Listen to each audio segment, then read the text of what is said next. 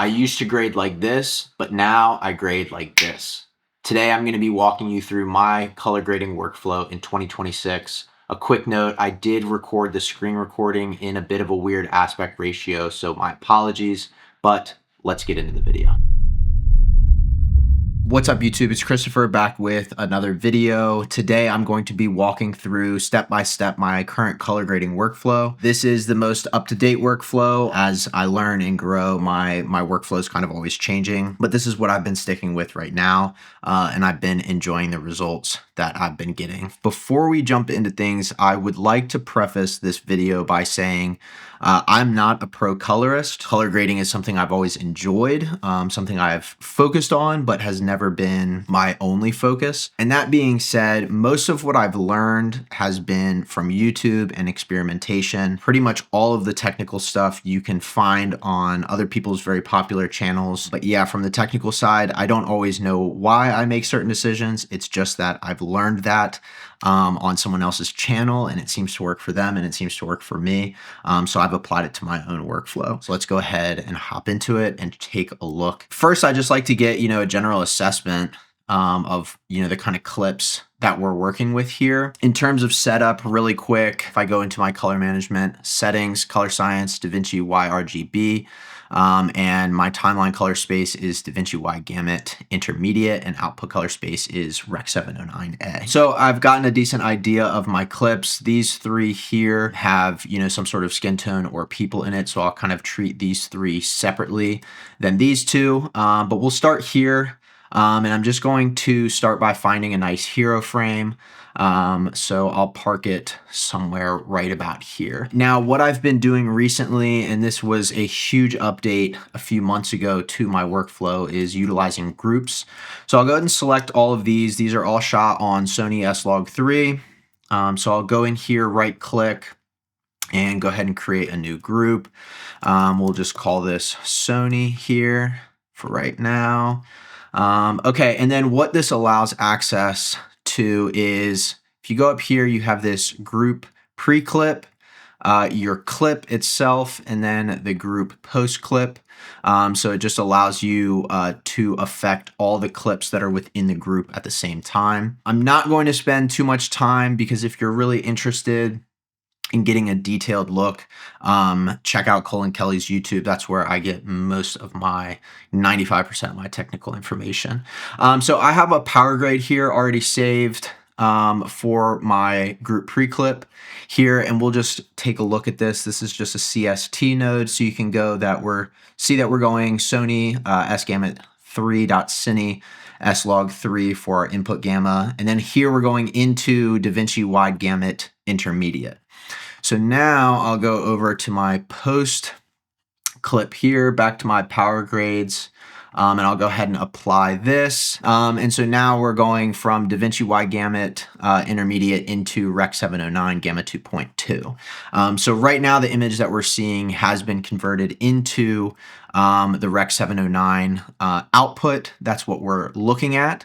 So now if I come into my pre-clip, anything that I do on this page here is going to happen within the DaVinci Y Gamut Intermediate color space, which is a good thing because it allows us access to more colors than if we weren't to be working in this color space. So as you can see, when I've done that, now all of these clips here are sitting in Rec 709 with this area here being the DaVinci Y Gamut working color space. So that's our working color space. I have a power grade here saved for my Sony.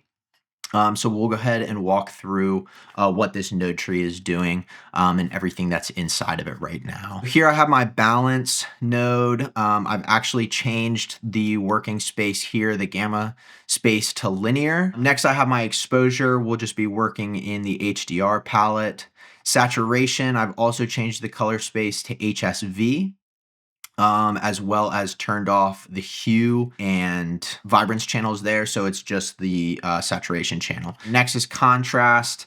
I don't really use the contrast sliders, or I haven't been. I've been really enjoying custom curves. Over here, I have a parallel mixer going on. So I have a color tab. This is kind of where I'll work on a lot of my color, pushing colors into shadows and midtones. Next is skin. The tool I use here is Color Splice. I really love this tool. You can kind of turn it off. Well, let's go to a clip with skin here. You can see it's getting a pretty good grab there on his skin. And then here, this normally, well, I don't have it labeled right now, and I don't in my power grade. But here I would normally start to pull out some saturation in the colors that I don't want. I'll generally push saturation here and then pull the either specific colors or just areas in my image that I don't want as saturated to kind of allow some of those other colors to pop. Next, this parallel mixer here is my power windows. So any sort of masking that I want to do. This is not necessarily a node tree with everything I would possibly use. But it does give me all of the basic building blocks to start grading. Okay, so the first thing that I'm really going to be looking at when I start my grade is the balancing of all of the shots. So we're really just focusing on these 4 nodes here: balance, exposure, saturation, and contrast. And I'll just kind of start going through and seeing what everything needs. So we'll park it back on our hero frame here. And then the 2 scopes that I use are generally waveform as well as vector scope. So to start it off, one tool that I learned recently is you come up here, you can hit qualifier. So this is supposed to be white, but we can see where it's hitting on our vector scope there. So I'm going to come into my gain wheel and just start pulling that a little bit more. Let's check on our white. Okay, we're getting a little bit better, but need a little bit more green. Generally, we're aiming for kind of this larger center dot to go in the center.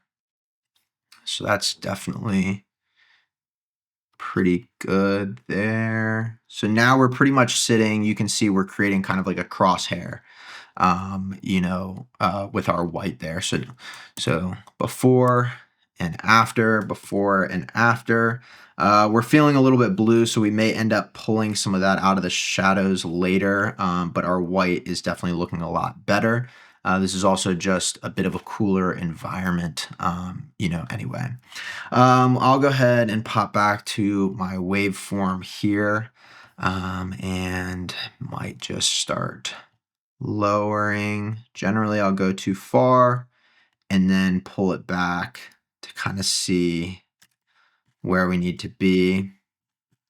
That's looking pretty good there. So a little bit over 1/4 of a stop. What's nice about the HDR wheels is they are most similar to changing your settings in camera. So for exposure, I generally look to do it under my HDR settings. Next, we'll go to contrast. Pulling the exposure down definitely added some contrast. So I'll generally start by setting shadow or my black and white point. And then I'll just start to kind of push and pull and finesse here until I feel like I have something that my eye can appreciate. That's pretty crunchy there. Let's maybe come up a little bit here, see what so we're definitely pushing a lot of contrast in there. I'm just trying to use the tools that I have, use my scopes, and then also use my eyes, of course, to make sure what we're looking at, we like to see. Okay, so next here, I'll push just a little bit more saturation. We're already feeling pretty hot there. So I'll just push a little bit. That way that blue really comes through. Maybe that's a little too far. There we go. That's just a little bit, little punch there. Okay, so these are my first 4 corrections. So if we turn that off and on, you can see we've really done a lot to our image in 4 simple nodes. But we're really just trying to build a solid foundation for our look. This is all kind of still basic corrections here. So I would now go ahead and paste this grade onto all of my clips to kind of see where else do we need to balance. That way we are staying cohesive within our look. So we can see here, this is, way too cool. These are some white clouds down here that are just looking really blue. So let's go into our balance and just start pulling that back a little bit more. So here you can see we've pretty much balanced all of our shots. These are feeling good. They feel like they belong in the same video and in the same world and take place in the same scene, which is good because this, and these three are all different rooms. And these three are all different areas of the same large room. All of the colors looked a little bit different in camera and to my eye in person, but we've balanced everything together to make it look nice. So our next step, let's come back to our hero frame here. Our next step is now going to be taking a look at some more look development and building out an actual look. I'm going to select this clip here to start building out my look. One, because it has a main subject and a little bit of skin, even though it doesn't have as much. But the reason why I'm choosing this is because I like this shot actually the most out of all of these. So we're going to go ahead and start building our look here, and we're going to be using these nodes here. First, I'm going to add another one, and we'll call this shadow. And here, and we'll call this highlight. Okay, so I'll come up here to my color node, and we're just going to start pushing some colors in some areas that we like. So I'm going to start with this hue versus hue curve here. And we're just going to snag this main blue area here. So I've created 2 anchor points, and now I can manipulate and change all of these colors. I think something like this is pretty fire. No, I'm just kidding. I'm going to push this a little bit more teal, but not too much. You can see a little before, after. Do that with our teal there. Next, I'm going to come down into this desat node here and just come to my sat versus sat. I'm just going to start pulling this down. We can see it's starting to look much more gray. Just going to park it until some of this background and more industrial looking type stuff loses kind of most of its color. Now I'm going to create a new point right next to it. Maybe, there we go. I'm just going to start bringing this back up to where we get a little bit more life into our image. Hard to tell on the screen, but on my end, we're losing kind of this green yellow tint cast that's kind of happening in our background, and cleaning up some of those colors and making it just look a lot more industrial and sleek. Another thing it's allowing is these blues kind of throughout the image to pop a lot more and bringing more attention to our subject. Let's come into our skin node. Seeing as we do have some skin, we'll just select this. You can see we're pretty much just getting his ear right here. We're going to see selected where it kind of shows up on our vector scope. And you can see we're leaning a little red, which I can confirm with my eyes as well. So we're just going to start pushing this a little bit, not too much though, because 1, our skin is split a little bit, and 2, we definitely don't want yellow-green skin. Next, I like to desaturate a little bit, generally between 0.85 and 95 is where I like to sit. So you can see we just kind of leveled out those skin tones a little bit more. I like to push the density just a touch, give it a little richness. Okay, next we're going to come here into our primary log wheels, color log wheels in the shadows. So we'll be focused on the lift here. I like to push just some teal, kind of blue, into my shadows, and we're going to push this too far, just trying to find a hue that I like. So you can see, okay, we're doing a lot right there, and I don't want to do that much. So come into this key output here, drag this to 0. Now this node is doing nothing because it's 0%. So now I'm just going to start pushing it up until I see what I like. Just a little bit of cool, but not too much. So now you can see we've pushed a decent bit of blue and teal hue into our shadows there. Next, I'll go into my highlights, back to the log wheels. Just going to take a look at some of these highlights. I want to warm some of these guys up. We'll push too far, kind of find a hue that we like. And once again, back into the key output, set it to 0 because we don't want it doing that much.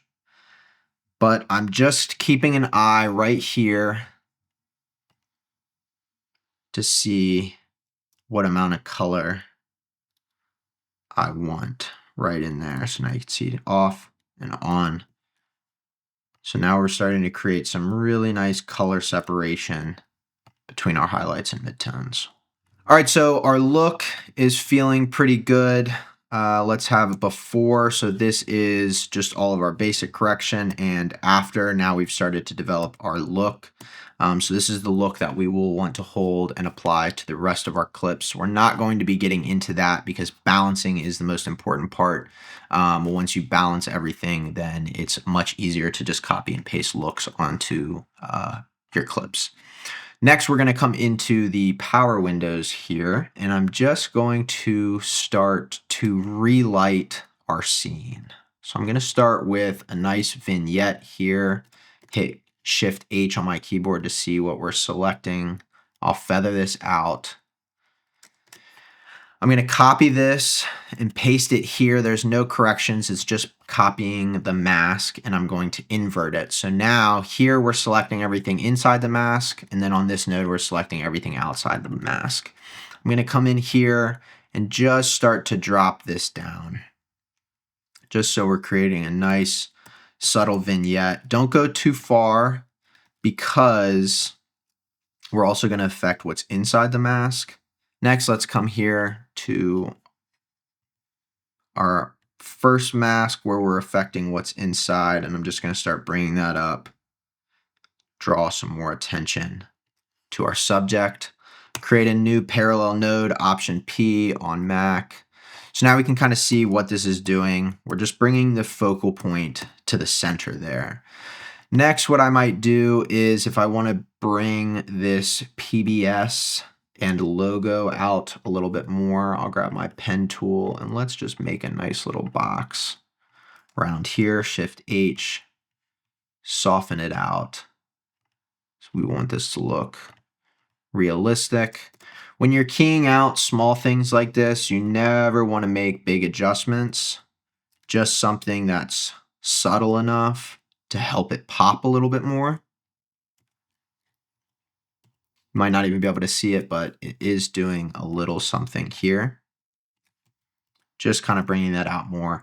I'll come into the node here and let's go ahead and track this forward and backwards. That way it stays where we need it to stay.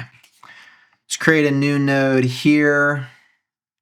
We're kind of developing this as a bit of a shadow side and this as a bit of a highlight side. I'm going to push that a little bit more by grabbing a gradient mask. Shift H on my keyboard. Let's just drag it over here and start to bring this down. Not too much, just something ever so subtle. Let's create another node here. The last thing I want to do is just make his head pop a little bit more.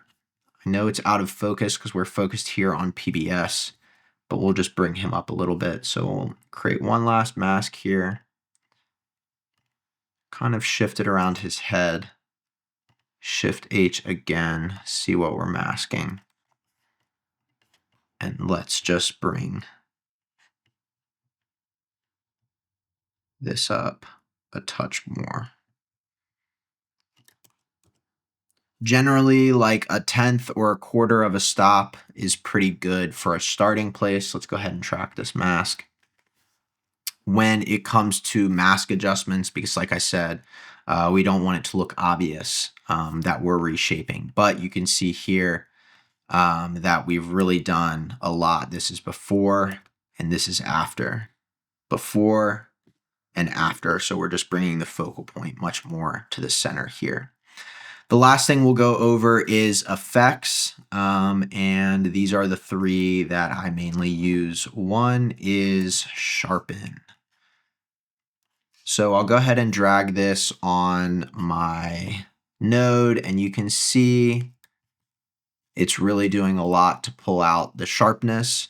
When I'm shooting in S-Log3, I intentionally shoot with less detail in the image. That way I can have a little bit more control over how much detail gets pushed back into it. The default settings are far too much for me, so I just like to zoom in on a really detailed area here. Take a look at that right there. So let's just drag this to 1 so this node is no longer doing anything. And let's just start pushing it up until we see the amount of detail that we want. Before and after. Go a little bit more. Before and after. So you can kind of see we're just before and after. We're getting a subtle touch of sharpness. Now that we've sharpened our image, the next thing we'll add is halation, because why not? No, I'm just kidding. We like cinematic images, and we like a little touch of just what halation brings you, you know? I like to come into my threshold and lower this down. That way the halation's not getting touched by everything. We don't want halation to show up everywhere in the scene. That would be a mess. So we'll view the isolated regions. You can see now this is kind of what is where the halation is being applied, which is going to feel a lot more natural. So I'm going to zoom back in so we can really see what we got going on here. Subtlety is the key with this effect. Do not overdo it. It just will not look good unless it's intentional. There are some people, shout out to As It Was on YouTube, that push halation too far, but it still looks so good. So this is a preference.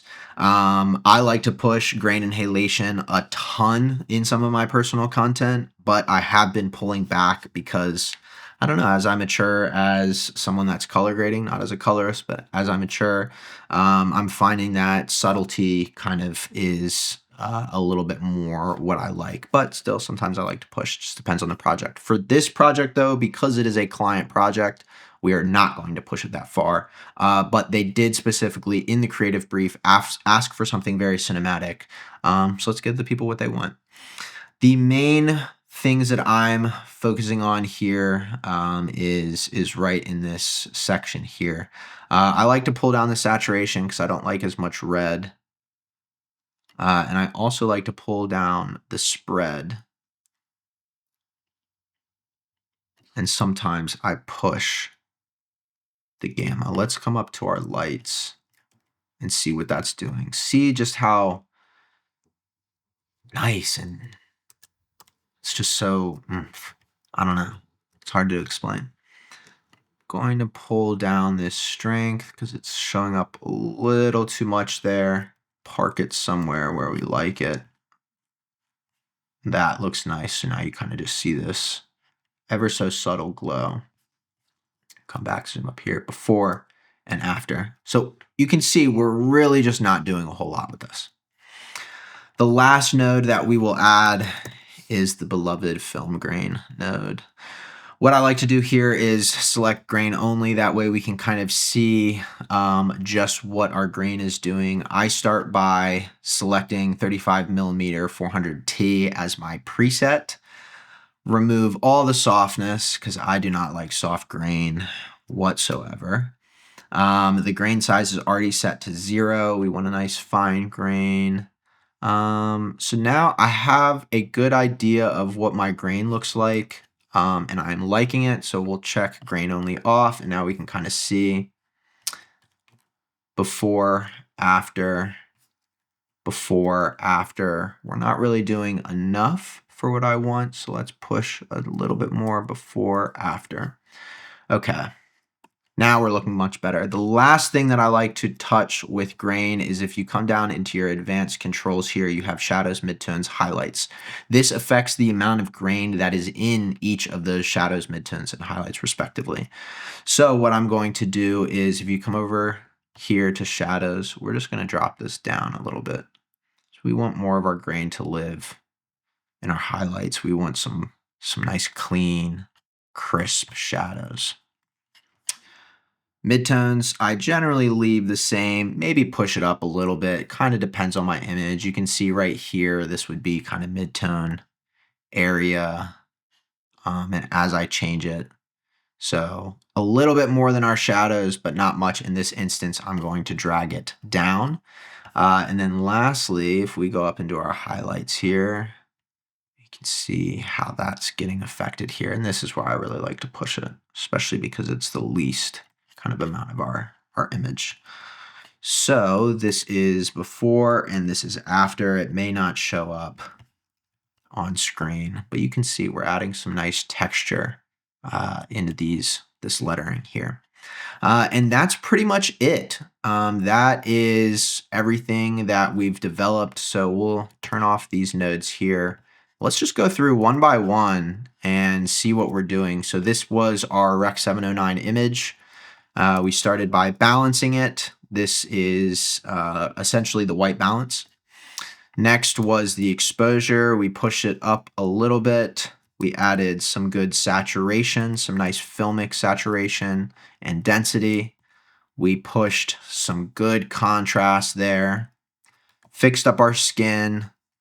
Added a little bit more color, a bit more of what we were looking for out of this blue in his jacket here. Pulled out a little bit of the saturation in some of these mid-tone areas and some of the steel areas. We added some nice cool shadows and some warm highlights, creating more color separation within our image. We've added a whole list of power grades here to draw more attention to our eye. And lastly, we've added some effects that have taken our image in a really nice direction cinematically that we want to go. All right, and there you have it. As you can see, that is my color grading workflow, start to finish. The only thing left to do would be ensuring that the look is consistent throughout the entire video, which can be a challenge. That's something that I still struggle with sometimes, but it's just about pushing and pulling in subtle directions till you get a good match. It's also about not focusing on a single clip for too long and making sure that you're making broad stroke adjustments to get everything nice and balanced the way that you want it and to look like it's all living in the same world. That is a very, very crucial first step. So that is the workflow. I hope you guys have enjoyed it, learned something from it. Like I said, from a technical standpoint, there is loads of amazing information on YouTube that I utilize myself as a resource. So continue to learn, continue to grow, and I'm right there alongside with you guys. So anyway, that's the video for the week. I will see you next time. Peace.